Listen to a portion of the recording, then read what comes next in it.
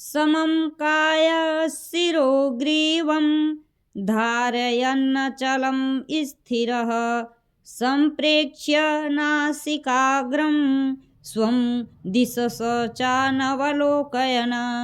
काया सिर और गले को समान एवं अचल धारण करके और स्थिर होकर अपनी नासिका के अग्रभाग पर दृष्टि जमाकर अन्य दिशाओं को न देखता हुआ प्रशांतात्मा विगतभिर्व ब्रह्मचारी व्रते स्थितः मनः संयम्य मच्चितो युक्त आसीत मत्परः। ब्रह्मचारी के व्रत में स्थित भय रहित तथा भली भांति शांत अंतःकरण वाला सावधान योगी मन को रोककर मुझ में चित्त वाला और मेरे परायण होकर स्थित होवे। युञ्जनेवं सदात्मानं योगी नियतमानसः शांतिं निर्वाण परमां मत संस्थामधिगच्छति। वश में किए हुए मन वाला योगी इस प्रकार आत्मा को निरंतर मुझ परमेश्वर के स्वरूप में लगाता हुआ मुझ में रहने वाली परमानंद की पराकाष्ठा रूप शांति को प्राप्त होता है। नात्यसनतस्तु योगो अस्ति न चैकान्तमनसन्तः न चाति स्वप्नशीलस्य जाग्रतो नैव चार्जुन। हे अर्जुन, यह योग न तो बहुत खाने वाले का, न बिल्कुल न खाने वाले का, न बहुत शयन करने वाले स्वभाव वाले का और न सदा जागने वाले का ही सिद्ध होता है। युक्ताहार विहारस्य युक्त चेष्टस्य कर्मसु युक्त स्वप्नावबोधस्य योगो भवति दुःखः। दुखों का नाश करने वाला योग तो यथा योग्य आहार विहार करने वाले का, कर्मों में यथा योग्य चेष्टा करने वाले का और यथा योग्य सोने तथा जागने वाले का ही सिद्ध होता है।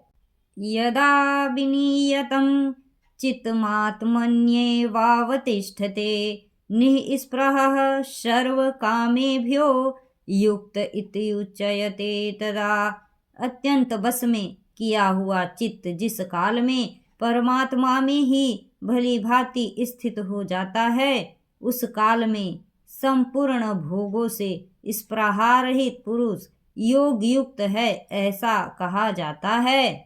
यथा दीपो निवातस्थो नेयंगते सोपमा स्मृता योगिनो यत् चित्तस्य युञ्जतो योगमात्मनः।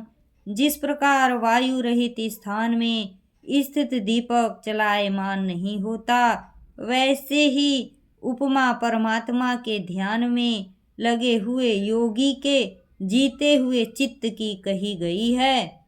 यत्रो परमते चित्तं निरुद्धं योग सेवया यत्र चैवात्मनात्मानं पश्यनात्मनि तुष्यति। योग के अभ्यास से निरुद्ध चित्त जिस अवस्था में उपराम हो जाता है और जिस अवस्था में परमात्मा के ध्यान से शुद्ध हुई सूक्ष्म बुद्धि द्वारा परमात्मा को साक्षात करता हुआ सच्चिदानंद घन परमात्मा में ही संतुष्ट रहता है। सुखमात्यंतिकं यतद्बुद्धि ग्राह्यमतीन्द्रियं वेत्ति यत्र न चैवायं स्थित स चलति तत्वतः। इंद्रियों से अतीत केवल शुद्ध हुई सूक्ष्म बुद्धि द्वारा ग्रहण करने योग्य जो अनंत आनंद है, उसको जिस अवस्था में अनुभव करता है और जिस अवस्था में स्थित यह योगी परमात्मा के स्वरूप से विचलित होता ही नहीं। यम लब्ध्वा च परम लाभं मन्यते नाधिकं ततः यस्मिन् स्थितो न दुःखेन गुरुपाणि विचाल्यते। परमात्मा की प्राप्ति रूप जिस लाभ को प्राप्त होकर उससे अधिक दूसरा कुछ भी लाभ नहीं मानता और परमात्म प्राप्ति रूप जिस अवस्था में स्थित योगी बड़े भारी दुख से भी चलायमान नहीं होता, तम विद्याद दुख संयोग वियोगम योग संज्ञतम स निश्चयेन युक्तव्यो योगो निर्वीण चेतसा। जो दुख रूप संसार के संयोग से रहित है तथा जिसका नाम योग है, उसको जानना चाहिए। वह योग न उकताए हुए अर्थात धैर्य और उत्साह युक्त चित्त से निश्चय पूर्वक करना कर्तव्य है।